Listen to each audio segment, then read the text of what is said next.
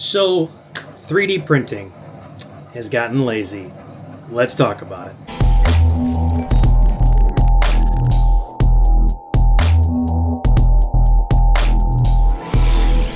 What's up all? Welcome back to the channel, and today we are going to talk about some basic stuff here. And how 3D printing over the last few years has, well, like I said, gotten a little lazy. So, if you are someone like me who had to deal with the beginning stages of really getting into 3D printing, years ago with Creality and learning the bed level and learning to figure things out on your own, trying to figure out what the problem is with machines, you've come a long way to where now we are seeing some new stuff coming out that you don't need to do that anymore, which is awesome, but has also gotten lazy. Now, this video here it's not really strictly, but it's basically for newer people these days. If you're experienced, you've been around for a while, you know how these machines work. So I just want to make this video because a lot of issues that I'm seeing lately are with people getting into the hobby. And by no means, I'm not attacking anybody. Please don't think that, because I'm not. I'm strictly trying to help everybody out and maybe learn some things to go along with getting into the hobby. Now, I've been doing this since 2019, so I understand the struggles of learning to bed level, solving issues with machines, trying to figure out why they're not printing. Well, nowadays you don't have to really do that. With Bambu coming out a few years ago, has basically completely turned around the entire 3D printing hobby itself. You don't have to worry about bed leveling. You don't have to worry about, am I going to have enough filament, or is my sensor going to trigger and let me know I need to change out the spool. Bambu took care of a lot of that, and it's been phenomenal since they've done that. But what I'm noticing now is a lot of the group pages on other social media platforms are now starting to get to the point where questions are being asked over and over and over again, and I see the same questions possibly 5-6 times a day. And it's okay to ask those questions, but here's the thing. Chances are those questions have been asked before. Do a quick search, you're going to find your answer. Not just, hey, I want to know the answer to this because I'm asking it. It's okay to do that if you can't find the answer you're looking for, but most of the time, the question you're going to ask has already been asked and has been answered numerous times. I keep seeing questions such as, my print won't stick to the bed. What am I doing wrong? I can't print with this. What do I do? If you're getting into the hobby, I really think that you should be researching all of this stuff and really trying to figure out if this is what you want to do. The reason I say that is because there are so many factors that could be wrong or could be right. No machine is ever going to be the same. All machines have their quirks, and you're going to have to fine-tune and figure things out. I really hate to be that guy. I'm not trying to be that guy, but you've got to understand there is a learning curve to this hobby.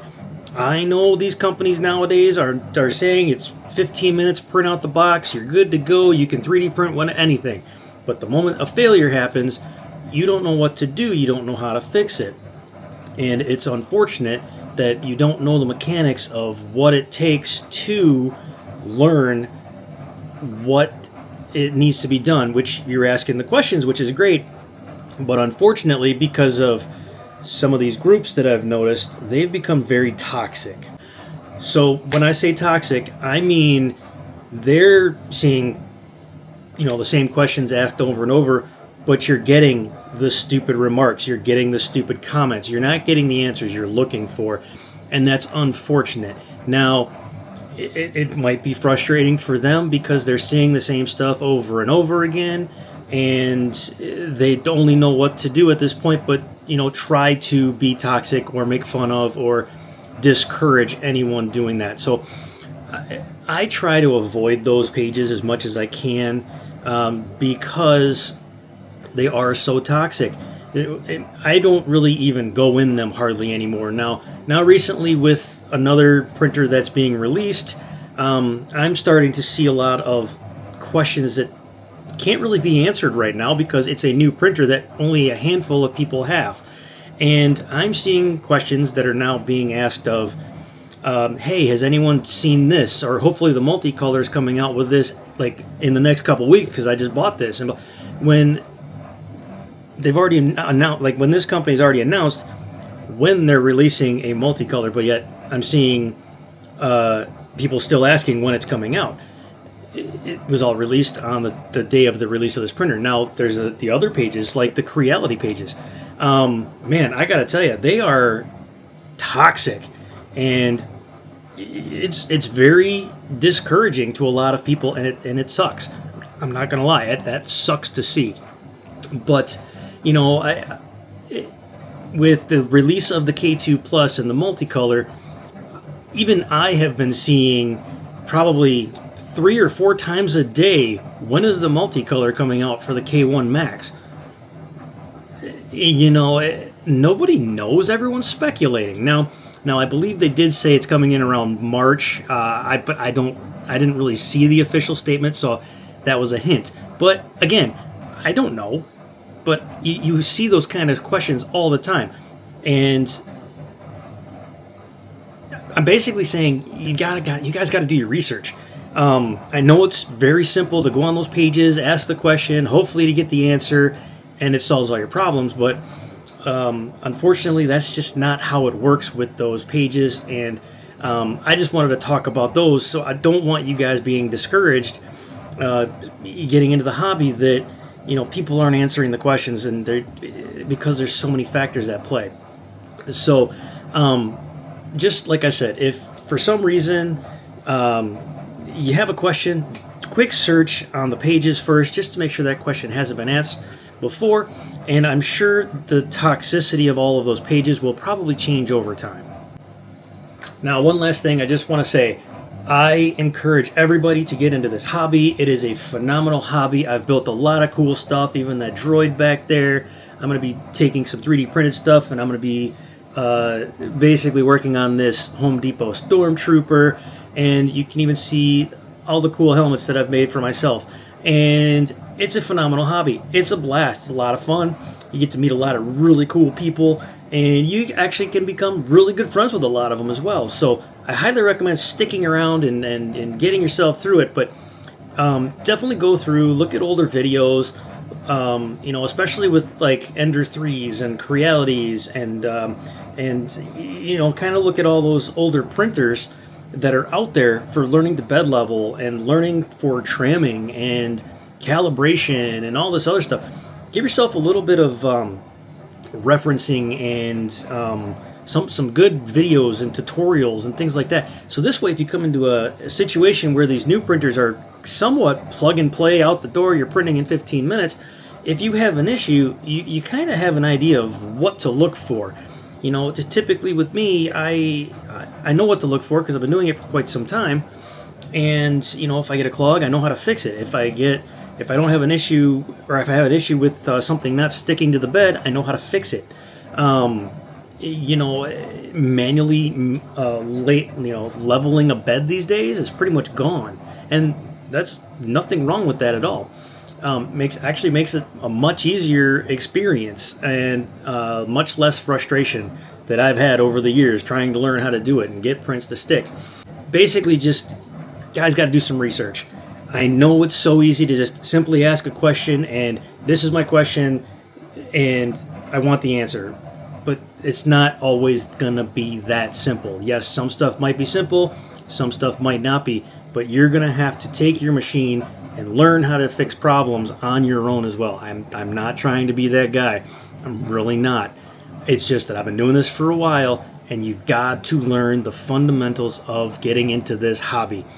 I understand the excitement, learning to 3D print stuff and cosplay and fidgets and all this other stuff, and that's great. I'm happy for you. I want you to succeed in this hobby. I don't want anybody to fail. But you've got to do that research. I cannot stress this enough. It's really the only way you're going to learn. So, real quick, if the machine breaks down, how do you fix it? What do you do? What's the issue? How do you know what the problem is? Well, that goes into the research part of it. Are you extruding? Do you have a clog? Are your gears shot in your extruder? Is your filament runout sensor failing? Are your bed sensors failing?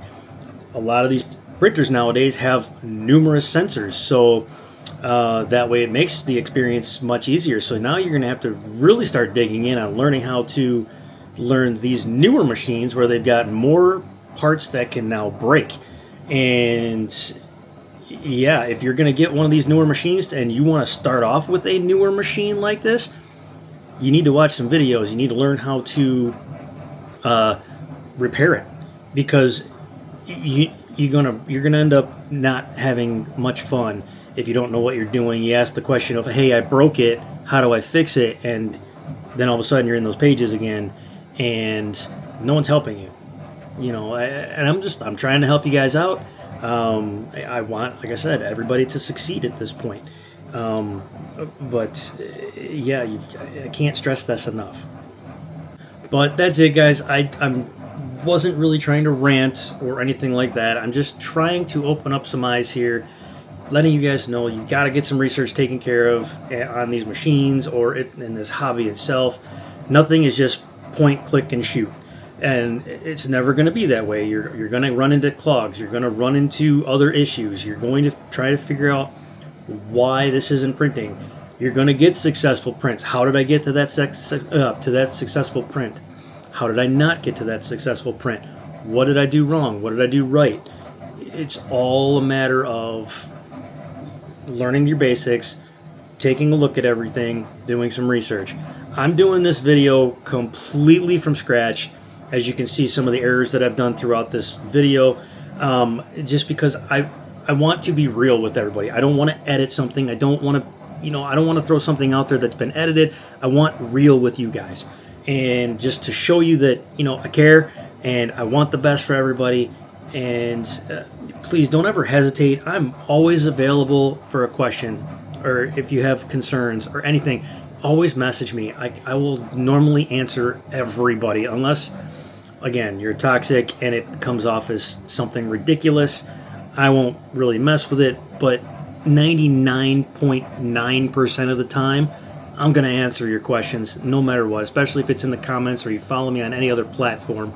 But definitely get into the hobby, enjoy it, have fun, and just kind of go from there. All right, I will catch everybody later. I just wanted to get this video out there and just get the info out to you. I'll catch you guys later. I got another video coming pretty soon with support settings and a part 2 for my K2 video as well. So definitely want to check out that K2 video that I first did if you'd like.